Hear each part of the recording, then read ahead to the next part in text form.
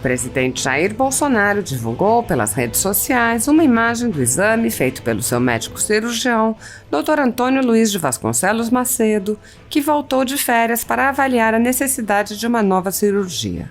Segundo o boletim médico divulgado pelo hospital, pelo momento a cirurgia está descartada, mas o presidente segue internado sem previsão de alta. O boletim médico diz: o Hospital Vila Nova Star informa que o quadro de suboclusão intestinal do senhor presidente da República, Jair Messias Bolsonaro, se desfez, não havendo indicação cirúrgica. A evolução do paciente, clínica e laboratorialmente, segue satisfatória e será iniciada hoje uma dieta líquida. Ainda não há previsão de alta. Empresários e cidadãos brasileiros estão sofrendo perseguição política por apoiarem o presidente Jair Bolsonaro ou por defenderem valores conservadores. Com uma canetada, o ministro Luiz Felipe Salomão, ex-corregedor do Tribunal Superior Eleitoral, confiscou a renda de sites e canais conservadores com o apoio e respaldo do então presidente da Casa, Luiz Roberto Barroso, que é também ministro do STF. Toda a renda da Folha Política está sendo confiscada em consequência dessa decisão, que se aplica indiscriminadamente a todos os conteúdos produzidos pelo jornal e afeta inclusive a renda de vídeos antigos. Se você apoia o trabalho da Folha Política e pode ajudar a evitar que o jornal seja fechado, doe por meio do Pix, cujo QR Code está visível na tela, ou por meio do código ajude@folhapolitica.org. Caso não utilize Pix, há a opção de transferência bancária para a conta da empresa Raposo Fernandes, disponível na descrição deste vídeo e no comentário fixado no topo. Há quase 10 anos, a Folha Política vem mostrando a realidade da política brasileira e enfrentando a espiral do silêncio imposta pelo cartel midiático que quer o controle da informação. Com a sua ajuda, poderá se manter firme e continuar a exercer o seu trabalho. Pix ajude@folhapolitica.org. Obrigado, presidente, senhoras e senhores deputados.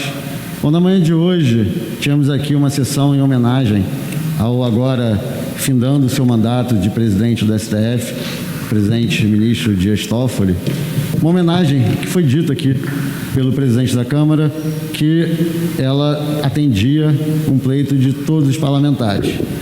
Não me manifestei naquele momento, até por respeito ao presidente da Câmara e também ao presidente do Senado, que estavam aqui presidindo a sessão e convidaram o ministro Dias Toffoli, mas gostaria de deixar claro que essa homenagem não é compartilhada pela bancada do Novo. Claro que todo presidente de uma instituição tão importante como o STF, um dos balizares dos 3 poderes da República do Brasil, merece sim respeito, mas um respeito também que deve ser alcançado e atingido pela sua atuação à frente daquela instituição.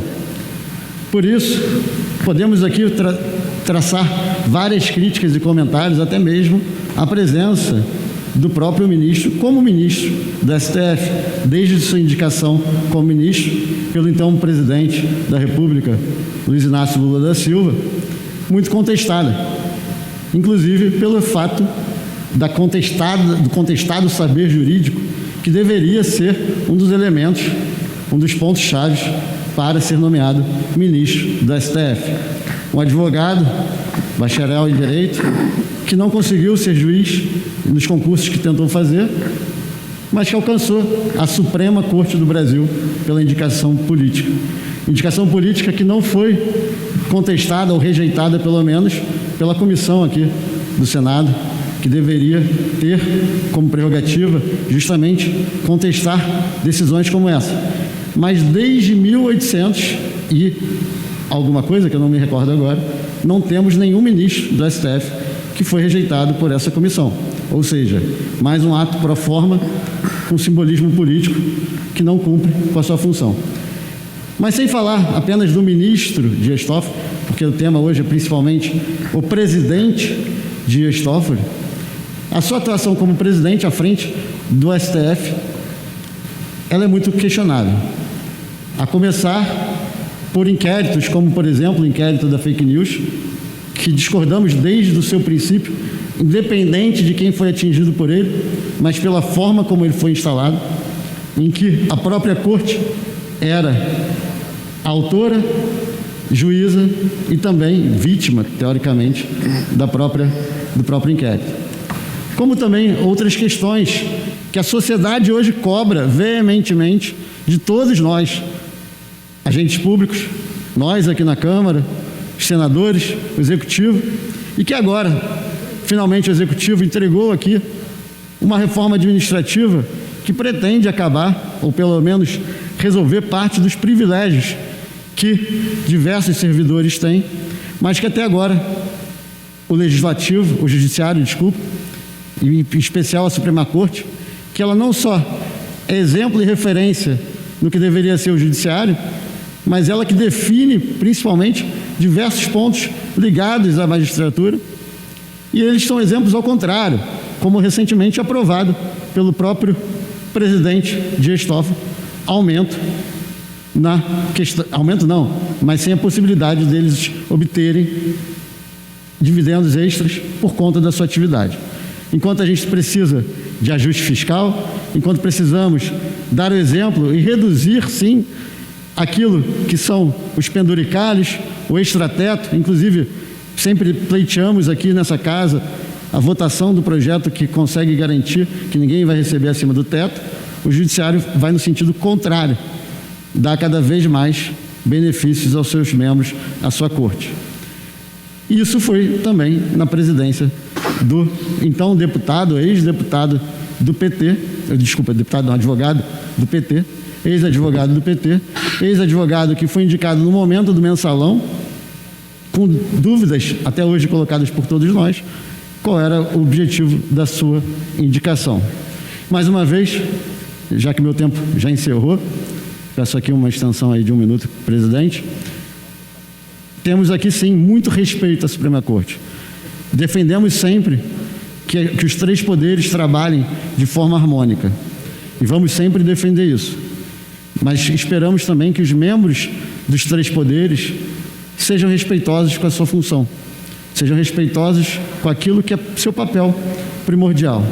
Papel esse que foi dado pelos eleitores e a eles pela indicação do presidente da República. Inclusive, indicação essa que eu contesto a forma, inclusive apresentei uma PEC 225 de 2019, que trata justamente da indicação dos ministros para o STF. Então, sempre critiquei quando alguém falou que o STF é uma vergonha, que o STF é super importante para a nossa nação, super importante para a democracia. Mas sim, temos ministros do STF que são uma vergonha. E temos uma presidência hoje que felizmente muda de dono, que foi responsável, se não para a piora do STF, pelo menos não teve